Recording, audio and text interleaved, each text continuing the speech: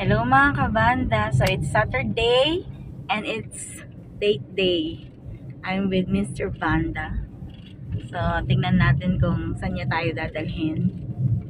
At kung siya bang magbabayad, mapagbabayad pa natin siya later.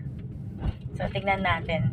Parang gusto namin ng yakiniku or something meat or some gipsal. So tingnan natin kung saan tayo mapapadpad later.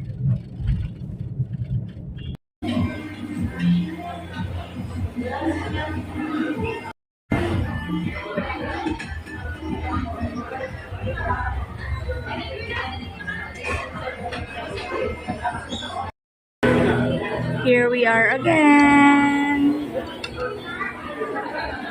We're grilling again.